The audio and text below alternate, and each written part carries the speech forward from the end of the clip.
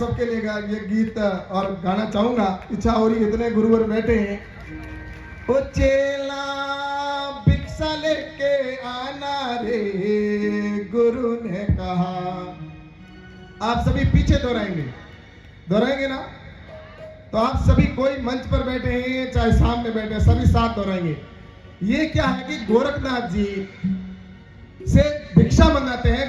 गोरखनाथ जी से भिक्षा मंगवाते हैं उस समय मच्छंद्र नाथ जी।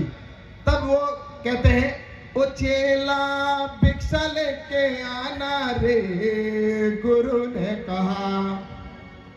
आप सभी पीछे दोहराएंगे। ओ चेला भिक्षा लेके आना रे, गुरु ने कहा।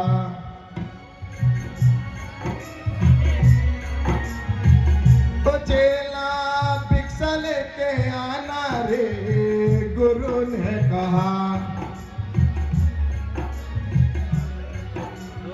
पहली भिक्षा अन्न की लाना, पहली भिक्षा अन्न की लाना, पहली भिक्षा अन्न की लाना, पहली भिक्षा अन्न की लाना। नगर बस्ती के पास न जाना, नगर बस्ती के पास न जाना, नगर बस्ती के पास न जाना, नगर बस्ती के पास न जाना। नर नारी को नहीं सताना, नर नारी को नहीं सताना। ओ चेला झोली भर के लाना रे, गुरु ने मंगाई चेला वही भर के लाना रे, गुरु ने कहा। आप सभी पीछे दोहरा देखिए। इसमें गुरु मच्छंद्र नाथ जी गोरखनाथ जी से कहते हैं कि तुम जाकर भिक्षा लेके आओ और खाने के लिए अन्न की भिक्षा लेके आओ, और नगर बस्ती के पास न जाना, और किसी नर नारी के पास भी नहीं जाना, और भिक्षा लेके आना है। तब गोरखनाथ जी के सामने संकट की वो क्या लेके आए, तो उस समय वो जो झोली भरकर लेके आते हैं, वो क्या लाते हैं? हमें क्या खाना चाहिए? गम खानी चाहिए। गम के रूप में वो भिक्षा लेकर आते हैं झोली भर के, कि जो इंसान गम खा लेता है वो इस भवसागर से पार हो जाता है। इस तरह से फिर दूसरी भिक्षा के कहते हैं, ओ चेला भिक्षा लेके आना रे, गुरु ने कहा। सब पीछे करो बिना।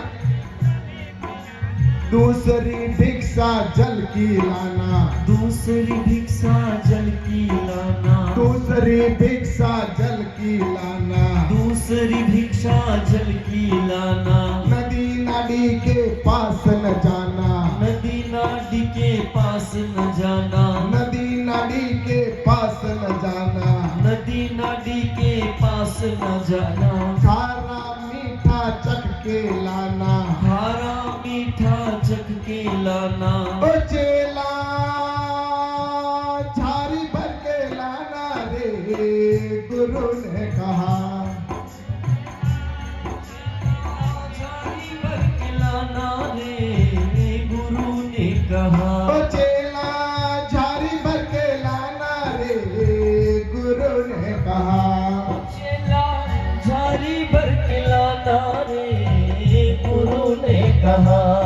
ओ चेला झारी भर के लेके आना, नदी नाडी के पास न जाना, खारा भी नहीं होना चाहिए पानी, मीठा भी नहीं होना चाहिए, नदी में से भी नहीं लाना, नाडी में से भी नहीं लाना, पानी लेके आना है।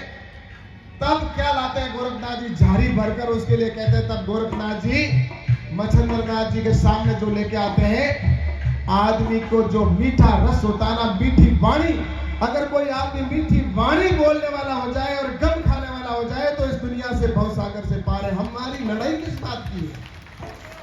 हम गम खाना जानते नहीं, मीठा अगर हम बोलते नहीं, किसी छोटी बात पर घर में कलह शुरू हो जाती है। अगर आदमी मीठा बोलने और गम खाना सीख जाए तो उसकी सारी समस्याओं के समाधान हो सकता है। ऐसा गोरखनाथ जी उस समय मच्छंद्र नाथ जी के सामने ला कर देते हैं दूसरी भिक्षा, कि आदमी को मीठी वाणी है उसकी झाल को जारी भर के ला के देने का कहते हैं। इस तरह से वो दूसरी भिक्षा ला कर देते हैं। फिर तीसरी भिक्षा, ओ चेला भिक्षा लेके आना रे, गुरु ने कहा। चेला भिक्षा लेकर आना रे गुरु ने कहा। ओ चेला भिक्षा लेके आना रे गुरु ने कहा। चेला भिक्षा लेकर आना रे गुरु ने कहा। तीसरी भिक्षा लकड़ी खिलाना। तीजी भिक्षा लकड़ी खिलाना। तीसरी भिक्षा लकड़ी खिलाना। तीसरी भिक्षा लकड़ी खिलाना। पेड़ पौधे के पास न जाना। पेड़ पौधे के पास न जाना। पेड़ पौधे के पास न जाना। पेड़ पौधे के पास न जाना। सूखी गीली देख के लाना। सूखी गीली देख खिलाना। सूखी गीली देख के लाना। सूखी गीली देख खिलाना। ओ चेला भारी बांध के लाना रे गुरु ने कहा।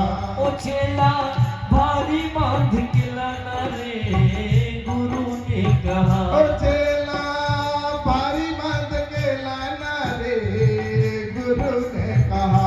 ओ चेला भारी बांध के लाना रे गुरु ने कहा। ओ चेला भिक्षा लेके आना रे गुरु ने कहा। ओ चेला भिक्षा लेकर आना रे गुरु ने कहा। ओ चेला भिक्षा लेके आना रे गुरु ने कहा।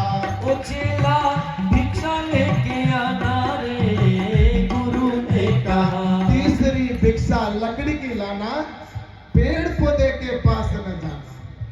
पेड़ के पास जाना नहीं, पौधे के पास जाना नहीं। लकड़ी सूखी भी नहीं होनी चाहिए और गीली भी नहीं होनी चाहिए। ऐसी लकड़ी लेकर तुम्हें आना और वो भी भारी बांध के लेके आना। ये जब मच्छिंद्रनाथ जी गोरखनाथ जी को कहते हैं, तब गोरखनाथ जी है वो मच्छिंद्रनाथ जी के सामने जो चीज लाकर देता है कि आदमी को नरम होना चाहिए, नरमाई लाकर वो देते हैं। लकड़ी की तरह लकड़ धज जैसे कई होते हैं जिस बात पर अड़ जाते हैं, ऐसी को त्यागना चाहिए और नरमाई के रूप में वो उनको जो भारी बात कर लाके देते हैं कि आदमी को मीठा बोलना चाहिए, गम खाना चाहिए और आदमी में नरमाई हो जानी चाहिए। ये तीन चीजें आ जाती हैं तो वो आदमी इस भवसागर से निश्चित रूप से पार होता है। अब चौथी भिक्षा। ओ चेला भिक्षा लेके आना रे गुरु ने कहा। ओ चेला भिक्षा लेके आना रे गुरु ने कहा। ओ चेला भिक्षा लेके आना रे गुरु ने कहा। चेला भिक्षा लेके आना रे गुरु ने कहा। चौथी भिक्षा मांस खिलाना। चौथी भिक्षा मांस खिलाना। चौथी भिक्षा मांस खिलाना। चौथी भिक्षा मांस खिलाना। जीव जंतु के पास न जाना। जीव जंतु के पास न जाना। जीव जंतु के पास न जाना। जीव जंतु के पास न जाना। जीव जंतु को नहीं सताना। जीव जंतु को नहीं सताना। जीव जंतु को नहीं सताना। जीव जंतु को नहीं सताना। ओ चेला खबर भर के लाना रे गुरु ने कहा। ओ चेला खप्पर भर के लाना रे गुरु ने कहा। ओ चेला खबर भर के लाना रे गुरु ने कहा। ओ चेला खप्पर भर के लाना रे गुरु ने कहा। ओ चेला भिक्षा लेके आना रे गुरु ने कहा। ओ चेला भिक्षा लेके आना रे गुरु ने कहा। चौथी भिक्षा मांस खिलाना। जीव जंतु के पास नहीं जाना। जीव के पास, जंतु के पास नहीं जाना, उसको सताना भी नहीं है और मांस का खबर भर के लेके आना है।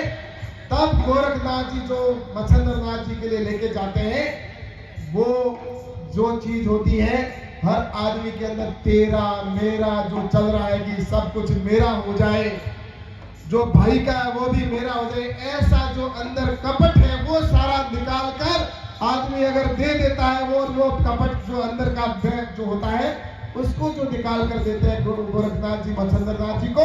तो इस तरह से चारों चीज अगर किसी के मन में कोई कपट नहीं हो और वो गम खाने वाला हो, मीठा बोलने वाला हो, वो आदमी निश्चित रूप से भव सागर से पार उतार। यही ज्ञान हमारे गुरुदेव अपने को इस कथाओं के माध्यम से और ज्ञान हमारे को बांटते हैं।